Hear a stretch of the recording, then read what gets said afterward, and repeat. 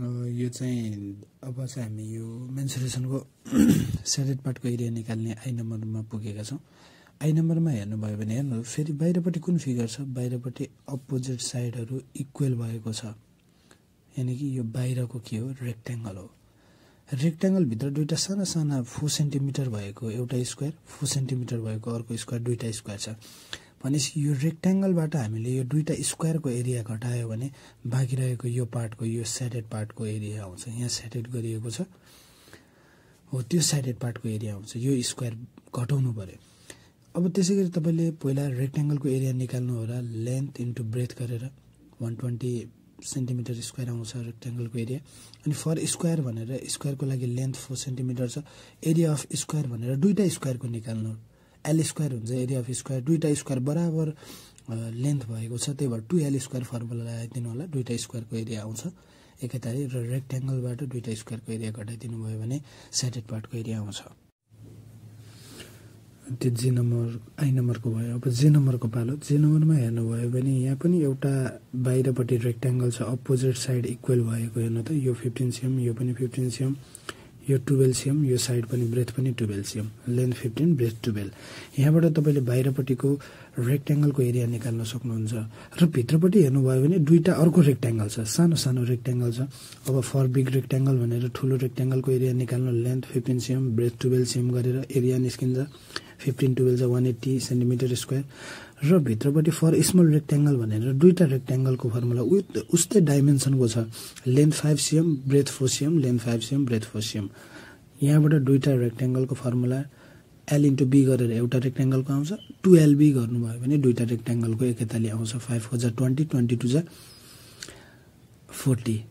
एकैताली दुईवटा रेक्ट्याङ्गलको पनि यसरी एरिया निस्किन्छ। र ठुलो रेक्ट्याङ्गलको एरियाबाट दुईवटा सानो रेक्ट्याङ्गलको एरिया तपाईँले घटाउनु भयो भने यहाँ पनि यो सेडेड पार्टको एरिया आउँछ। यो बाँकी रहेको पार्ट सेडेड गरिएको छ, यो सेडेड पार्टको एरिया के हुन्छ त निस्किन्छ। यो पनि तपाईँले सक्नुहुन्छ, सजिलो छ। म एउटा के नम्बरको चाहिँ गर्न चाहन्छु। के नम्बरमा यहाँ कति डाइमेन्सन दिएको हुनुपर्ने हो, यहाँ सायद एकचोटि हेरौँ। 14 cm दिएको रहेछ। अब यहाँ हेर्नुभयो भने हामीले यो पनि एउटा रेक्ट्याङ्गलै हो। हेर्नु त यसमा अपोजिट साइडहरू इक्वल दिएको छ। लेन्थ भनेको 14 cm। अब ब्रेथ भनेको कति हुन्छ होला, यो 5 cm, यो 7 cm गरेर पुरै भनेको कति हुन्छ, 7 + 5 7 5 12। लेन्थ भनेको 14 cm, ब्रेथ भनेको 12 गरेर तपाईँले यो बाहिरपट्टिको रेक्ट्याङ्गलको एरिया निकाल्न सक्नुहुन्छ। अब हामीले त यहाँ घटाउनु पर्ने त यो के हो, हेर्नु यहाँ एउटा ट्रायङ्गल, दुईवटा ट्रायङ्गल, दुईवटा ट्रायङ्गलको एरिया घटाउनु पर्यो क्या। रेक्ट्याङ्गलबाट यो अनसाइडेड पार्टको दुईवटा ट्रायङ्गलको एरिया घटाउनु भयो भने बाँकी रहेको यो साइडेड पार्टका एरियाहरू निस्किन्छन्। तपाईँले रेक्ट्याङ्गलको एरिया त निकाल्न सक्नुहुन्छ। यो साइड 14 cm भएपछि यो पनि 14 cm हुन्छ, यहाँ इक्वल दिएको छ नि। हेर्नु त यो 14 cm भएपछि यो भनेको यो ट्रायङ्गलको के हो, बेस हो। यो ट्रायङ्गलको लागि पनि बेस हो, यो ट्रायङ्गलको लागि बेस, दुईवटा ट्रायङ्गलको लागि। यो ट्रायङ्गलको लागि हाइट भनेको 5 cm छ, यो ट्रायङ्गलको लागि हाइट भनेको कति हुन्छ, 7 cm हुन्छ क्या। त्यो भएर दुईवटा ट्रायङ्गलको एरिया हामीले घटाउन सक्छौँ। यसमा के गरौँ भने फर रेक्ट्याङ्गल, यो एउटा चाहिँ मैले गरेँ फर रेक्ट्याङ्गल। रेक्ट्याङ्गलको लागि लेन्थ भनेको कति, लेन्थ भनेको 14 cm र यहाँ ब्रेथ भनेको कति हो, ब्रेथ भनेको चाहिँ नि 7 + 5 भनेको 12 cm हुन्छ। 12 cm हुन्छ होइन। यहाँबाट एरिया निस्किन्छ ल।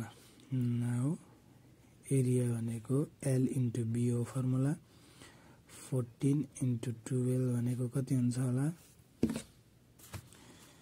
यहाँनिर हेरौँ 14 × 12, 14 × 12 168।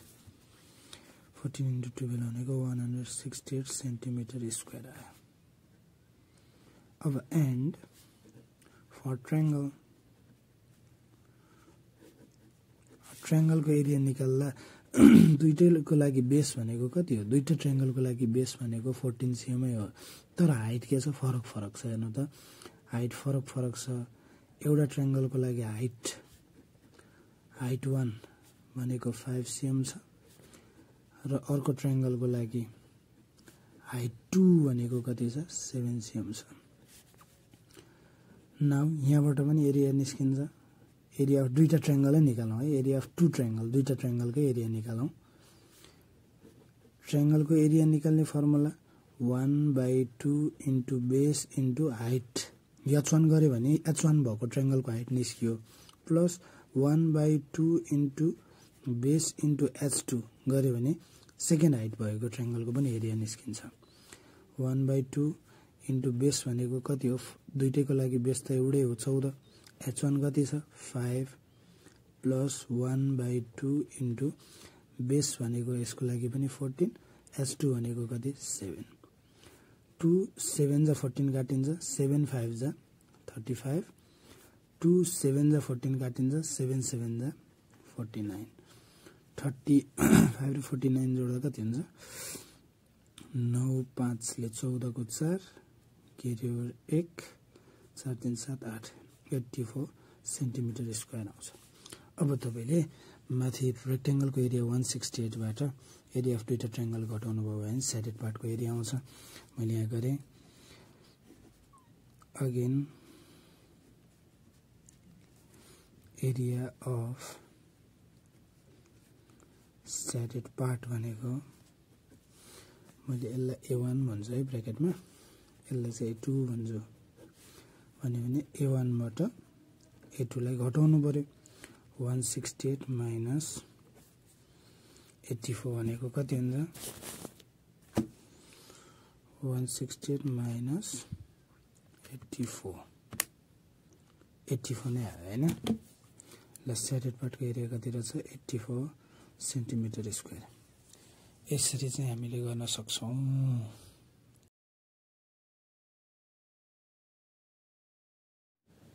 यो 5 को ए सजिलो छ, तपाईले बुझ्नुहुन्छ यो हेरेर हैन। 5 को ए जस्तै ठ्याक्कै बी पनि छ, बी तपाईले आफैले गर्न सक्नुहुन्छ।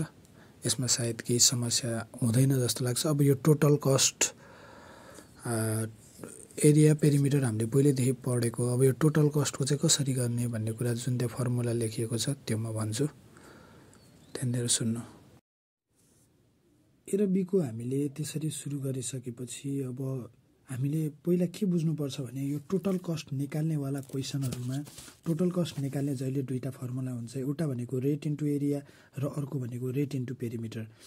हामीले कुन बेला कस्तो फर्मुला युज गर्ने, टोटल कस्ट भनेको रेट इन्टु एरिया पनि भनेका छौं। जस्तो टोटल कस्ट भनेको के हो भने सपोज तपाई कुनै एउटा कोठामा अथवा कक्षा कोठामा आफ्नो घरको कोठामा बसिरहनु भएको छ।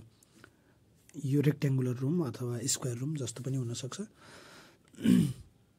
अब यो रुमको यो भुइँमा चाहिँ फ्लोरमा चाहिँ तपाईलाई कार्पेट हाल्नु पर्यो, अथवा यो फ्लोरमा चाहिँ तपाईलाई टाइलहरु हाल्नु पर्यो, अथवा यो रुम भरि तपाईलाई पेन्टिङ गर्नु पर्यो, यो रुम भरि तपाईलाई प्लास्टरिङ गर्नु पर्यो भने त्यस्तो कन्डिसनमा तपाईलाई कति पैसा लाग्छ टोटल कस्ट सोधेको हो क्या, बुझ्नुभयो नि। अनि रेट भनेको यो हामीले रियल लाइफमा पनि लगाउन सक्छौं क्या। घरमा तपाईलाई कार्पेट हाल्नु पर्यो हैन, टाइल हाल्ने मान्छे आउँछ, त्यसले पैसा कति लिन्छ तिनीहरुले पनि क्याल्कुलेट गर्ने यसै गरी हो। फर्मुला हामीले क्वेशनमा हेर्ने जब हामीलाई रेटको भ्यालु, जस्तो रेट भनेको यहाँ सपोज यो कोठामा टाइल हाल्नु पर्ने छ, टाइल हाल्दाखेरि 1 मिटर स्क्वायरको सपोज 3 रुपैयाँ लाग्ने रह्यो, 30 रुपैयाँ लाग्ने रहेछ। यस्तो कन्डिसनमा हेर्नु है, एउटा कोठामा हामी टाइल हाल्न खोज्दै छौं र प्रत्येक मिटर स्क्वायरको रेट 30 रुपैयाँ लाग्छ भने अब यो बेला कुन फर्मुला युज गर्ने, total cost rate into area गर्ने कि रेट इन्टु पेरिमिटर। यसमा हेर्ने युनिट कस्ट, यदि हामीलाई रेट यसरी मिटर स्क्वायरमा, मिटर सेन्टिमिटर स्क्वायरमा, फिट स्क्वायर फिट हैन, फिट स्क्वायर स्क्वायर फिट स्क्वायरमा आयो भने हामीले एरिया युज गर्नुपर्छ। कहिलेकाहीँ हामीलाई रेट कसरी पनि दिन्छ भने ₹30 पर मिटर मात्रै दिन्छ क्या। पर मिटर दियो भने प्रत्येक मिटरको 30 रुपैयाँ भनेको, यसरी मिटर पर मिटरको हिसाबले दियो भने चाहिँ हामीले त्यो बेला पेरिमिटर फर्मुला युज गर्नुपर्ने हुन्छ। यसरी हामीले टोटल कस्टको कुन फर्मुला युज गर्ने भनेर क्वेशनको आधारमा हुन्छ। क्वेशनमा पर मिटर स्क्वायरमा रेट भए एरिया युज गर्ने, पर मिटरमा भए हामीले पेरिमिटर युज गर्ने। यसरी हामीले सम्पूर्ण टोटल कस्टका क्वेसनहरू गर्न सक्छौँ। अब 6 नम्बरमा हेरौँ। 6 मा के छ भने a rectangular park is 40 metre long and 28 metre broad. एउटा रेक्ट्याङ्गुलर पार्कको 40 मिटर लेन्थ छ अरे र 28 मिटर ब्रोड छ भने एरिया निकाल्नु भनेको छ। एरिया निकाल्ने फर्मुला L इन्टु बी यहाँबाट डाइरेक्ट निस्किन्छ। यहाँनिर गिभन लेखौँ फर रेक्ट्याङ्गुलर पार्कको लागि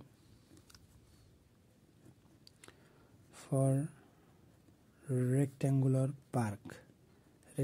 पार्कको लागि लेन्थ कति छ? लेन्थ लङ भनेको सेम हो 40 मिटर। त्यसपछि यहाँ हामीलाई ब्रेथ दिएको छ। ब्रेथ भनेको कति छ? ब्रेथ भनेको 28 मिटर हैन त? 28 मिटर। यहाँबाट नाउ आई नम्बरमा हामीलाई निकाल्नु भनेको छ एरिया। एरिया निकालौँ। एरिया निकाल्ने फर्मुला L इन्टु बी हो। 40 इन्टु 28 भनेको कति आउँछ? देयरफोर इट्स एरिया इज कति आउँछ त्यति राख्ने। क्यालकुलेटर कहाँ गयो?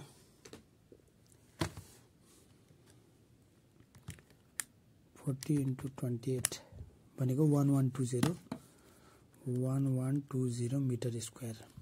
त्यो पार्कको फ्लोरको एरिया रेक्ट्याङ्गुलर पार्कको एरिया कति रहेछ? 1120 मिटर स्क्वायर रहेछ। अब आईआईमा के भन्यो? सेम हेर्नु त। Find the total cost of paving tiles all over it at ₹90 per metre square. Area निकाल्नुपर्छ हामीले। त्यो पार्कको एरिया निकाल्नु पर्यो। एरिया निकालिसक्यो है। कहिलेकाहीँ माथि एरिया निकाले पनि हामीलाई यहाँ क्वेसनले पर मिटर भनेर दियो भने त्यस्तो कन्डिसनमा हामीले एरिया सँगसँगै पेरिमिटर पनि निकाल्नुपर्ने हुन्छ। एरिया चाहिँ यो क्वेसनले भनेर निकालेको, तर रेटले भनेअनुसार हामीले एरिया कि पेरिमिटर त्यहाँ फाइन्ड हुन्छ। ल यहाँ एरिया निकाले पनि यदि यहाँ पर मिटर दिएको थियो भने फेरि पनि हामीले पेरिमिटर निकाल्नुपर्छ भनेर बुझ्नु पर्यो। यहाँ पर मिटर स्क्वायर दिएको छ, हामीलाई एरिया चाहिन्छ भने एरिया हामीले अलरेडी क्यालकुलेट गरिसकेका छौँ। अब आईआईमा के गर्नु पर्यो? टोटल कस्ट निकाल भनेको त्यो पार्कभरि चाहिँ के गर्नु पर्यो अरे भने टाइललाई छाप्नु पर्यो अरे क्या। पेभिङ भनेको छाप्नु। त्यो पार्क छ जुन रेक्ट्याङ्गुलर पार्क छ त्यो पार्कभरि चाहिँ के गर्नु पर्यो? टाइललाई छाप्नु पर्यो भने पैसा कति लाग्छ भनेको छ। टोटल कस्ट निकाल्ने हो। यसको लागि हामीलाई के छ? रेट भनेको दिएको छ ₹90 पर मिटर स्क्वायर दिएको छ र हामीले एरिया भर्खर हामीले निकाल्यौँ 1120 पर मिटर 110 मिटर स्क्वायर। यहाँबाट अब हाम्रो टोटल कस्ट निस्किन्छ। नाउ टोटल कस्ट भनेको R into A। That means 90 into 1120 कति हुन्छ? 1120 लाई 90 ले मल्टिप्लाई गर्दा 100,800 रुपिस 100,800। अब हामीले कन्क्लुजन के भन्नुपर्छ? यो के गर्दा लाग्ने पैसा हो? त्यो पार्कमा टाइल पेभिङ गर्दा छाप्दाखेरि लाग्ने पैसा हो नि त। कन्क्लुजन लेखौँ है। The cost of paving tiles in a rectangular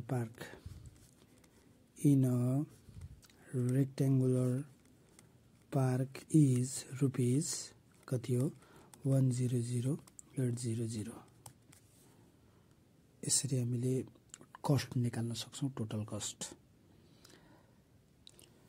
जसरी मैले 6 को A गरेँ 6 को B सेम प्रोसेस छ, उस्तै क्वेसन छ।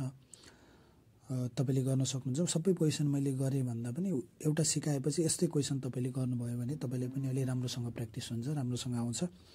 B नम्बर एकचोटि राम्रोसँग गर्नु होला है त। 6 को B।